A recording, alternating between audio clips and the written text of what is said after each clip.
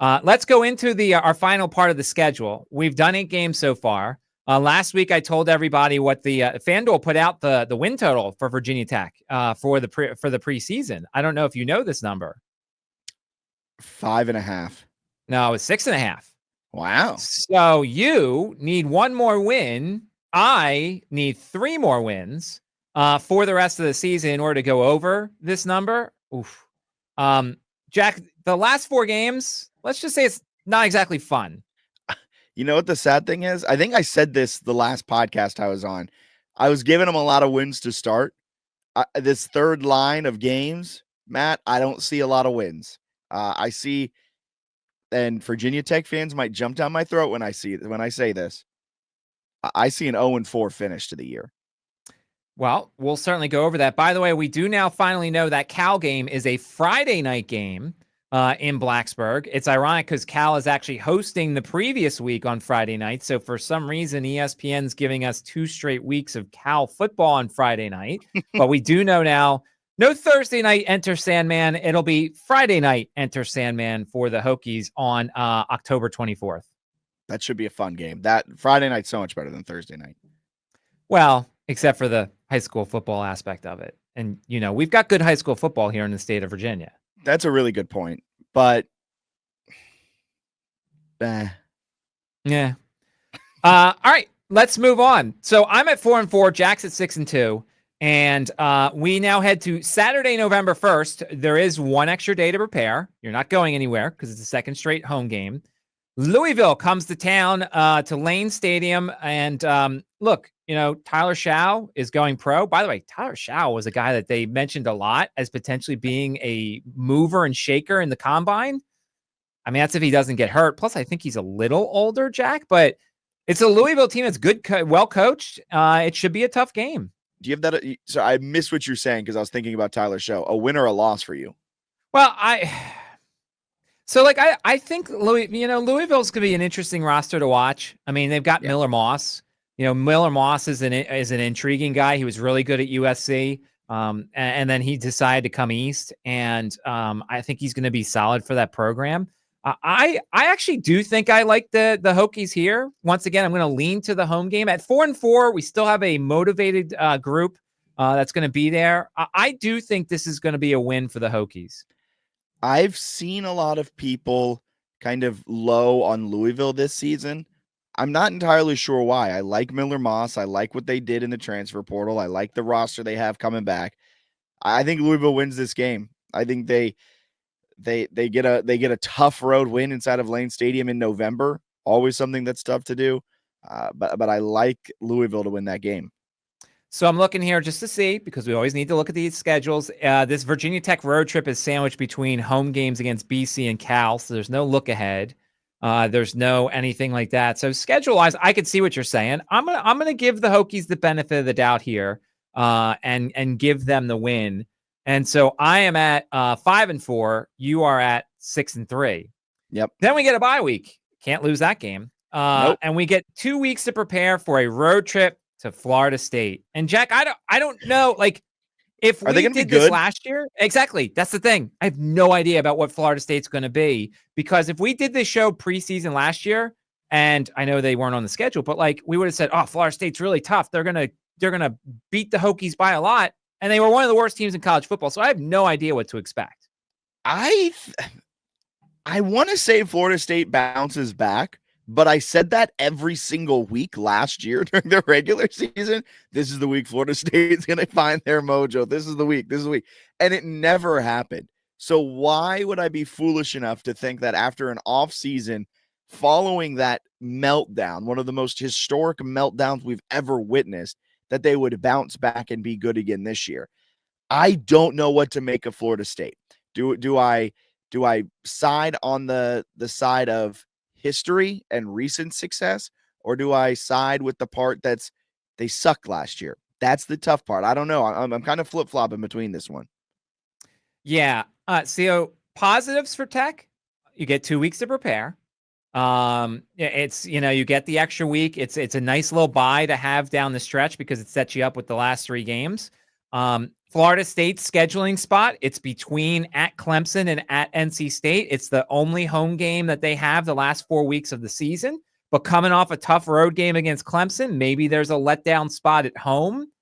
But then again, it is a road game. And anytime you think the Tech is going to win a tough road game, they don't. So I think I'm going to lean to Florida State and just assume that they'll be back next year. And that's quotes, air quotes. Yeah, I think Florida State, it's a game that is circled on the calendar. It can go either way, but as of right now, I think I'm going to side with Florida State. I think they'll be back. Hopefully they're still in bowl contention. If they're not in bowl contention, this is not an easy win, but much easier than otherwise. So keep an eye on that. If they're still in bowl contention, that'll be a good game. Saturday, November 22nd, Miami comes to town. Final home game of the regular season, final home game of the season, because this is not college basketball and there's no NIT. So look, once again, Miami's going to have a high paid roster. Miami's going to have a lot of stars. Here's the thing, we're starting to get into the stretch of, if Miami's out of it, then they're not going to be into this game. They're coming off a home game against NC State. They're playing at Pitt the last game of the regular season. They will have played 4 of 5 at home before this game. This is tough, Jack. This is really tough because look, do you know where you're going here? Look, if this game was October 11th instead of November 22nd, it's Miami. The fact that it's November 22nd, it's Virginia Tech. I mean, I probably agree. I probably agree. It's going to be cold, hopefully. Maybe. Cristobal's a bad coach late in the year. His teams get progressively worse week over week. I think I have them winning this game because they're home. I think that the question is, do they get beaten up at all at Florida State? Is it, how is that game? Is it close? Do they gain confidence out of it? Does Florida State blow them out? Like it's senior day. You're going to get a lot of emotion out of senior day for whatever seniors are going to be there, and insert senior name here. I think I'm going to go with the Hokies there. I think I am. I agree. I did say 0-4 about 5 minutes ago on this stretch. I do think they can pull out this win against Miami, which gets them comfortably into, I guess they were bowl eligible before, but now I've got them with 7 wins. Yeah, I have them at 6-5, bowl eligible, but who knows what kind of bowl. And then we get to the rivalry game, November 29th at Charlottesville against Virginia. And Virginia's got 2 weeks for this game. They've got a bye before this game.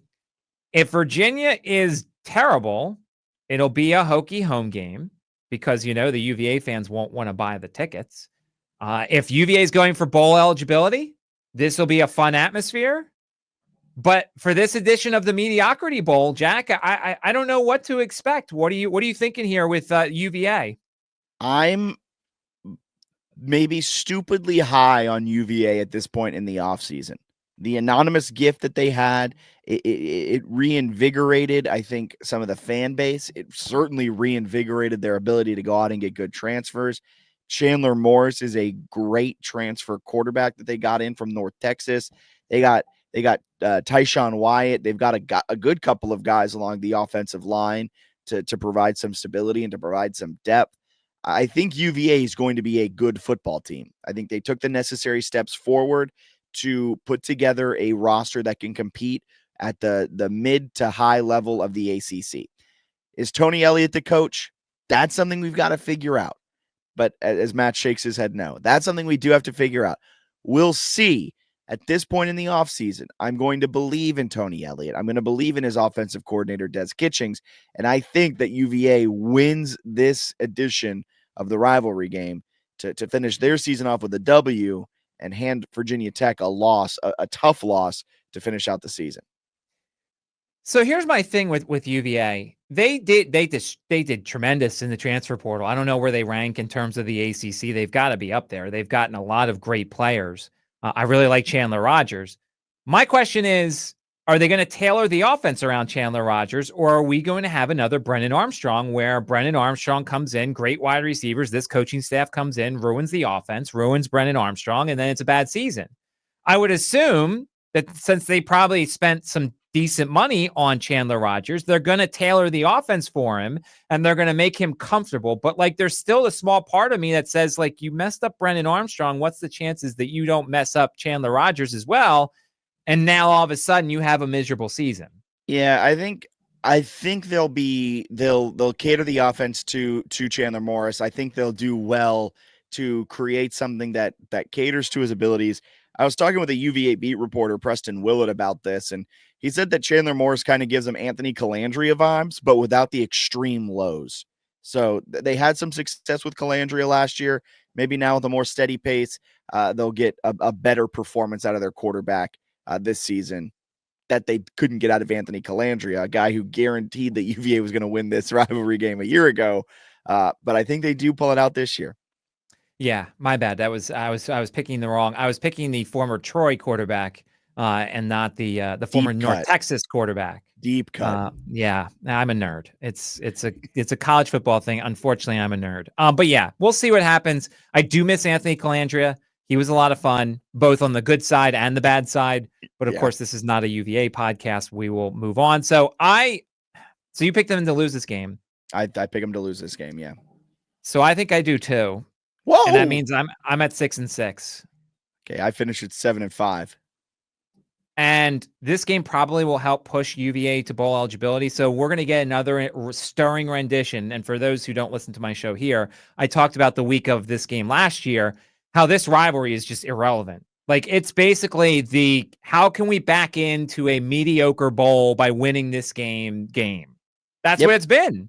Yeah. I think it was at least 10 years. I think maybe less than 10 years, around that 10-year mark, that this rivalry featured somebody who was dominant. Every year it's like 6-6 versus, or 7-5 and 7-4 versus 6-5. Like it's never been like 9-3 versus, or 9-2 versus 10-1, whatever. Yeah.